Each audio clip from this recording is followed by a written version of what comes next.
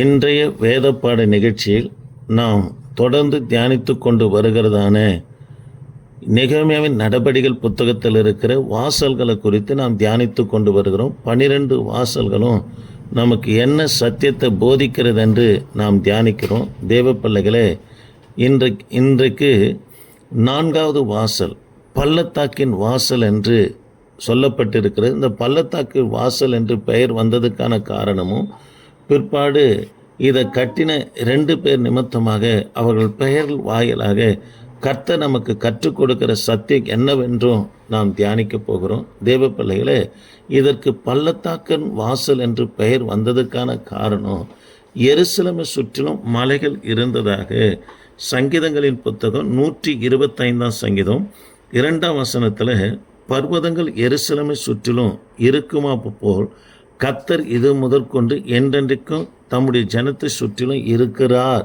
என்று சொல்லி வாசிக்கிறோம். ஆக எனக்கு அன்பான தேவனுடைய பிள்ளைகளே, எருசலேமை சுற்றிலும் கர்த்தர் மலைகளினால் இயற்கையாகவே மலைகளை கொண்டே கர்த்தர் அவனை பாதுகாப்பு கொடுத்தார். ஆக எருசலேம் பட்டணத்தை கட்டுகிறது லேசான காரியம் அல்ல. எருசலேமை சுற்றிலும் மலைகள் இருந்ததுனால ஆலயமும் கூட சியோன் மலை மேலே தான் கட்டப்பட்டது என்பதை நாம் அறிந்திருக்கிறோம். இந்த மலையை சுற்றிலும் எருசலேம் எழுப்புகிறது, அதாவது அலங்கம் எழும்புகிறது லேசான காரியம் அல்ல. தேவ பிள்ளைகளே, அது மாத்திரம் அல்ல, அதாவது மலைகள் சுற்றி இருக்கிறபடினால அலங்கங்கள் ஒரு சில பகுதியில் தாழ்வான இடங்களில் வரும், மிகவும் தாழ்வான இடங்களில் வரும்.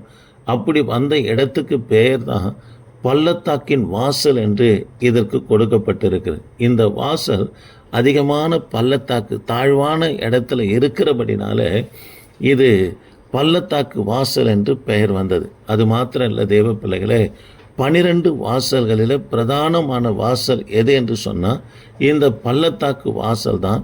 இந்த பள்ளத்தாக்கின் வாசல் வழியாக தான் யோசபத் பள்ளத்தாக்குக்கு போகிற வழியே இதுதான். அது மாத்திரமல்ல, கல்வாரி மலைக்கு போகிற வழியும் இந்த பள்ளத்தாக்கின் வாசல் வழியாக தான் கர்த்தராகிய இயேசு கிறிஸ்துவும் கூட சிலுவையை சுமந்து கொண்டு போனார் என்று சொல்லி சொல்லப்படுகிறது. தேவ பிள்ளைகளே, இந்த பள்ளத்தாக்கின் வாசலை கட்டினவர்கள் 2 பேர். ஒன்று அனூன் என்று சொன்னால் கிருபை பெற்றவர். 2வது சானோவா ஊரார் இதை கட்டினார்கள் என்று சொல்லி நாம் பார்க்கிறோம். சானோவா என்றால் எபிரேய சொல் புறம்பே தள்ளப்பட்ட ஸ்தலம் என்று அர்த்தமாக இருக்கிறது.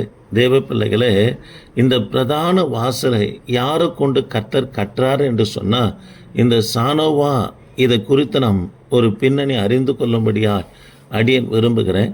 யூத ஜனங்க பாபிலோன் சிறையிருப்புக்கு போய் 70 வருஷம் இருக்கும்போது இந்த சானோவா மக்களும் கூட 70 வருஷம் பாபிலோன் சிறையிருப்பில் இருந்து யூத ஜனங்களோடு விடுதலையாக்கப்பட்டு எருசலேமுக்கு நகரத்துக்கு வந்த உடனே எருசலேம் நகரத்தில் இருக்கிற யூதர்களும் சரி பிரபுக்களும் சரி இவர்களை அங்கீகரிக்காமல் புறம்பே தள்ளினாங்க. ஆகவே இவர்கள் போய் சானோவா என்ற ஒரு ஊரில் குடியேறின் நிமித்தமாக இவர்களுக்கு பெயர் சானோவா ஊர் என்று பெயர் வந்தது என்று சரித்திர குறிப்புகள் சொல்லப்படுகிறது. தேவ பிள்ளைகளே, இந்த சானோவில் இருக்கிற மக்கள் மற்ற மக்களால் யூதர்களால் புறம்பே தள்ளப்பட்டவங்க, எல்லாராலும் ஒடுக்கப்பட்டவங்க. இந்த ஒடுக்கப்பட்டவர்களை கொண்டு தான் கர்த்தர் பிரதான வாசலாக இருக்கிற பள்ளத்தாக்கின் வாசலை கட்டினார். அது மாத்திரமல்ல, சிலுவையை சுமந்து கொண்டு போகிற வாசலாக மேன்மையான காரியத்தை செய்யும்படியாக கர்த்தர் தள்ளப்பட்ட மக்களாய் காணப்படுகிற இந்த சானோவா மக்களை தான் நம்மனா ஆண்டவர் தெரிந்து கொண்டார் என்று சொல்லி நாம் பார்க்கிறோம். ஆக எனக்கு அன்பான தேவனுடைய பிள்ளைகளே, நீங்கள் எல்லாராலும் தள்ளப்பட்டு இருக்கலாம், எல்லாராலும் ஒடுக்கப்பட்டு இருக்கலாம், நீங்கள் எல்லாராலும் கைவிடப்பட்டு இருக்கலாம், அல்லது நீங்கள் யாரால் மிதிக்கப்பட்டு எந்த இடத்துல தள்ளப்பட்டீர்களோ அவர்களுக்கு முன்பதாக என் தேவனாகி கர்த்தர் நிச்சயமாக உங்களை உயர்த்துவார். அப்படி காணப்பட்ட ஜனந்தான் இந்த சானோவா மக்கள்.